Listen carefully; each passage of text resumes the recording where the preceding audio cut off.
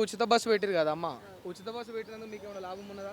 మాకేం లాభం లేదయ్యా, ఉన్నోళ్ళు తిని తిరుగుతున్నారు బస్సుల్లో. అంతే మీకేం మాకేం ఉపయోగం లేదు ఈడ. మమ్మల్ని సీటు మీదకి రానిరు, బస్సులకు కూడా కాడకు పెట్టినారు. వాళ్ళు ఉన్నోళ్ళు అన్నం తిని మంచిగా చుట్టాలు బంధువులు వాళ్ళ తాగి పోయి తిరిగేదానికి బస్సు అంతే. అంటే నిజంగా ఇప్పుడు మహిళలకు ఏం అంటే పేదలకు ఏం లాభం లేదు లేదు, మాకు పేదోళ్ళకి లాభం ఎక్కువ రాలేదు.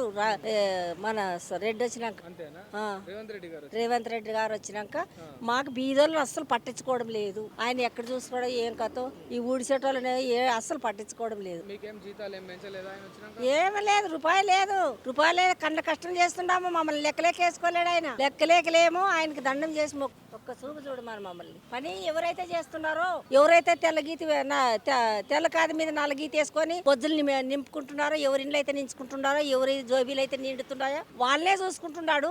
మమ్మల్ని కష్టం చేసే వాళ్ళు అయితే పట్టించుకోవడం లేదు. ఆయనకి తెలిసి ఒక్క మాట మమ్మల్ని పట్టించుకోవడం లేదు అంటే ఏ రకమైన సాయం కావాలమ్మా? మాకు జీతాలు ఎక్కాల, ఊడిసేటోళ్ళు సఫాయాలు అంటే లెక్కలేకలేము. ఆయనకి కొంచెం మమ్మల్ని అర్థం చేసుకుంటే దయచేసి మొక్కుతాం ఆయనకి.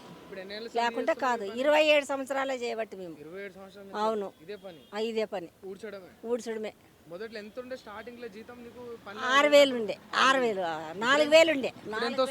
ఇప్పుడు 14,000 ఇస్తుంది. కేసీఆర్ ఏమైనా పెంచిండా జీతాలు? కేసీఆరే పెంచింది జీతాలే, కానీ ఆ 14,000 కూడా ఆయన పెంచినవే. ఈయన అయితే ఏం పెంచలే. మగవాళ్ళకు అవసరం లేదు, ఆడవాళ్ళకు అవసరం లేదు. మామూలుగా 70-65 ఏళ్ళు దాటిన వాళ్ళకు ఫ్రీ ఇవ్వాలి. మా స్కూల్లో చదివేట వాళ్ళకు ఫ్రీ ఇవ్వాలి, స్టూడెంట్స్కు.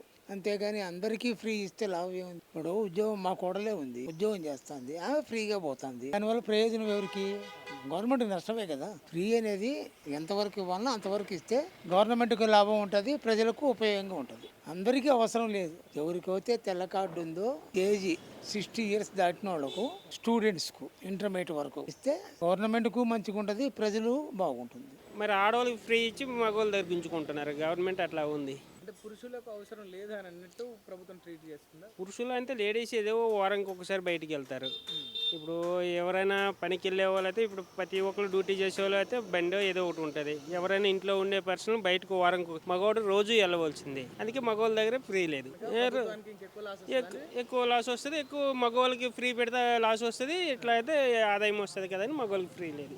ఒక విషయం చెప్పండి అన్న, కాంగ్రెస్ ప్రభుత్వం ఎట్లా ఉన్నది? కేసీఆర్ ప్రభుత్వం ఉన్నప్పుడు ఇప్పుడు మనకి రోడ్లు ఇవన్నీ చాలా నీట్గా చేశాడు. తినేసేనే కొంత సామాన్యుడికి కొంత మేలు చేశాడు. ఇప్పుడు ఎక్కడ రోడ్లు గుంతలు ఎక్కడే ఉన్నాయి. ఇక మేము ఇక్కడ సైడ్ మేము ఓంనగర్లో ఉంటాం. ఇక్కడ నుంచి కార్మిక సౌరస్థ నుంచి ఒకసారి మీరు నడుచుకొని పోయండి, ఎట్లా ఉంది ఆ రోడ్డు చూడండి. ఆల్రెడీ దవ్వేసి 3 months 4 months అయిపోయింది.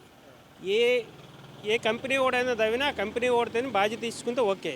ఇప్పుడు దవ్వేసాడు, వాడు పైప్ లైన్ వేసాడు, అట్లా ఒక సామాన్యుడు ఎట్లా నడుస్తుండు? ఒకసారి మేము చెప్పేది కదా, మీరు పోతే మీకు కూడా అర్థమవుతుంది. ఆ రోడ్లు కార్మిక సౌరస్థ నుంచి పైకి పోయింది. ఒకసారి ఏమీ లేదు. ఏ గవర్నమెంట్ ఏమీ లేదు. ఏ గవర్నమెంట్ కూడా సామాన్యుడు చేసేది డబ్బు ఉండేవాడికి.